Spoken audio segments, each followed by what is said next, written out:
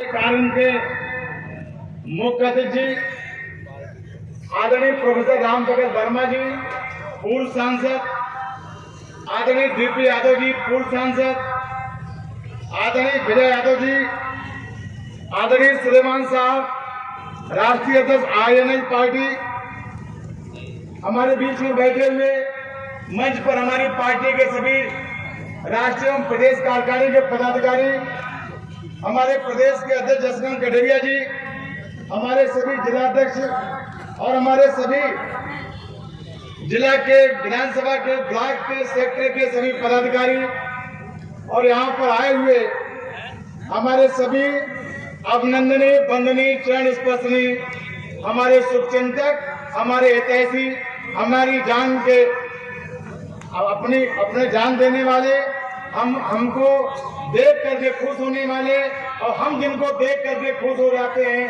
ऐसे लोग हमारे बीच में उपस्थित हैं। हम आप सबका बहुत बहुत अभिनंदन, वंदन, नमन करते हैं। आज मैं आपको अपना परिचय देना चाहता हूं, क्योंकि यहाँ पर 7-8 जिलों के लोग हैं, शायद हमसे अच्छी तरीके से परिचित नहीं होंगे। मैं पूरे प्रदेश में कई हजार विद्यालय चलाता हूँ, लाखों बच्चों को शिक्षा और संस्कार देता हूँ। एजुकेशन में एमए बीएड हूँ और मैं झुका पिटा मिटा सैफई परिवार के द्वारा आपके सामने खड़ा हूँ। आज सर्वजन सुधार पार्टी की आप सबको पंचायत बुलाने की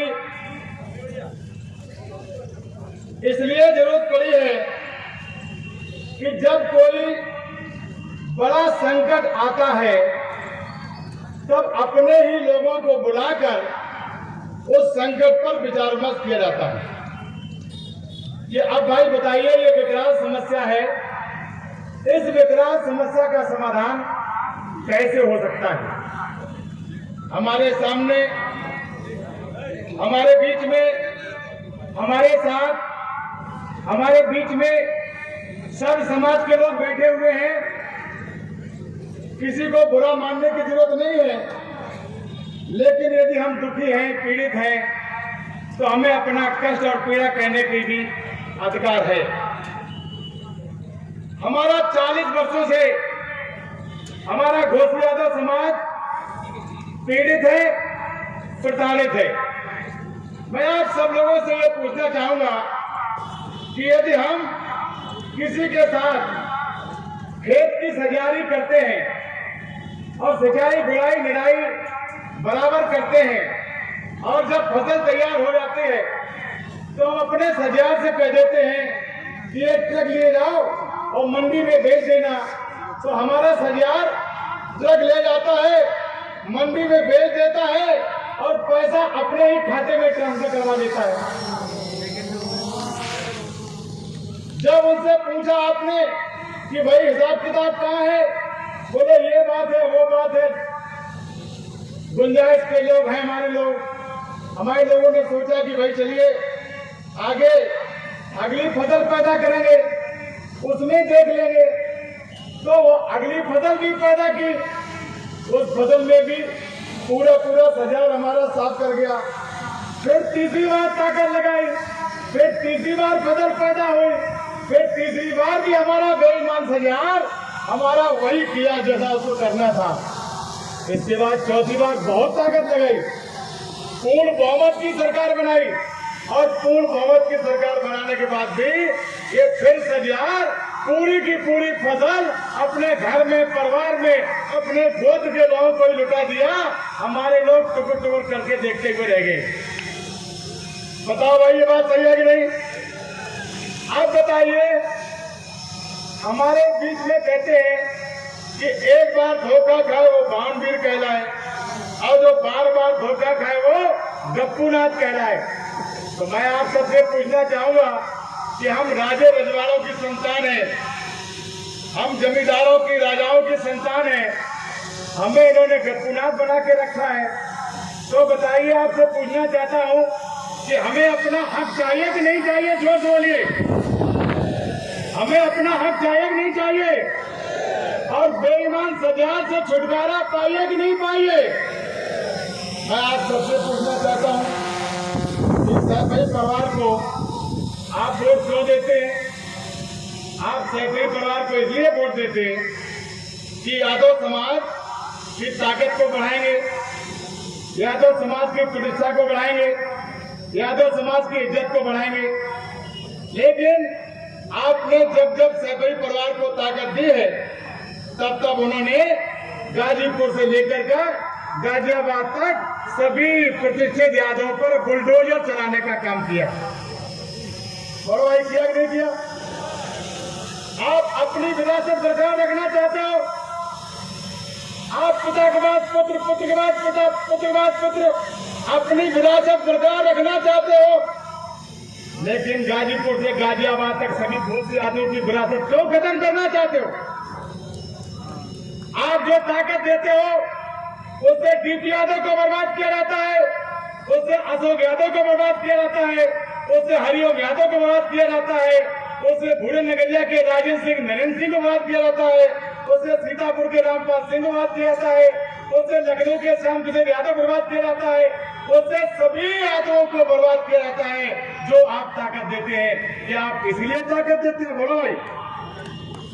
मैं आप सबसे पूछना चाहता हूं कि 40 साल पहले पूरे उत्तर प्रदेश में गोसी यादव ही सांसद और विधायक हुआ करते थे। गोसी यादव ही सांसद और विधायक हुआ करते थे। धीरे धीरे जब से हमने इनको अपना नेता माना है तब से हमारी बर्बादी का युग शुरू हुआ है।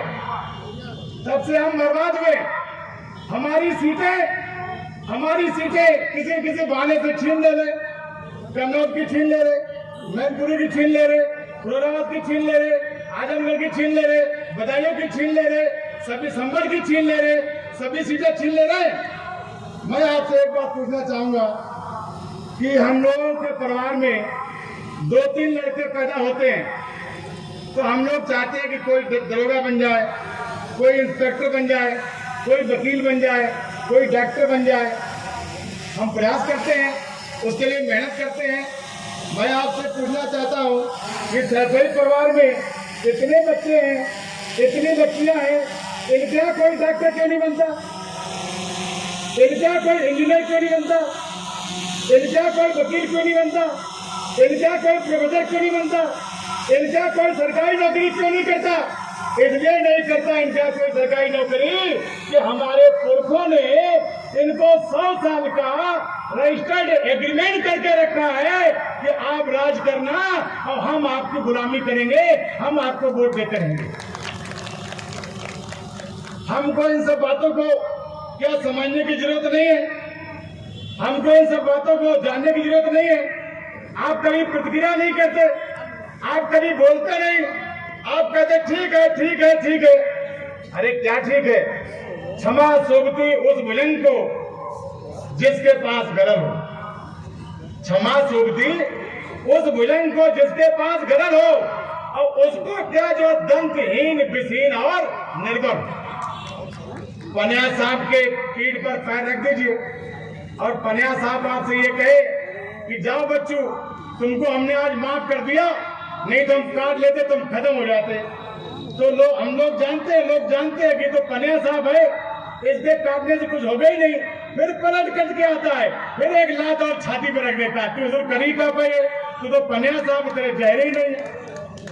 अरे यदि काले नांग की पूंछ पर पैर रखो और काला नांग फड़फड़ा करके, जीभ लपलपा करके आपके सीने तक आ जाए, आपको ऊपर से नीचे तक पसीना तरबतर हो जाओगे और आप कहोगे हे गौरी मैया, हे पार्वती मैया, हे गणेश भैया, हे शंकर महाराज, आज माफ कर दो, आज से कभी गलती नहीं करेंगे।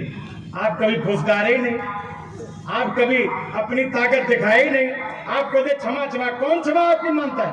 कोई आपकी क्षमा नहीं मानता। एक बार सिकंदर को एक पादरी नीचे से सोने की थाली में हीरा मोती जड़ा हुआ मुकुट पहनाने के लिए आ रहा है। आप टीवी से देखा होगा कि सिंहासन ऊंचाई पे होते तमाम सीढ़ियों के ऊपर, तो सीढ़ी से पादरी चढ़ रहा था और सिकंदर ऊपर खड़ा हुआ था। उसने अपनी लंबी तलवार से उस मुकुट को फंसाया और मुकुट उठा लिया और अपने हाथ से उसने अपना मुकुट रख लिया और ये कहा कि तुम्हारे जैसे पादरी यदि सिकंदर बनाते तो तुम हजारों को सिकंदर बना देते। निश्चित रूप से कर भैया बड़ा अपनी छोड़ पड़ा आस। ये लड़ाई हमारी आपकी नहीं है, ये लड़ाई निश्चित रूप से हमारी आपकी संतानों की लड़ाई है। हमारे आपके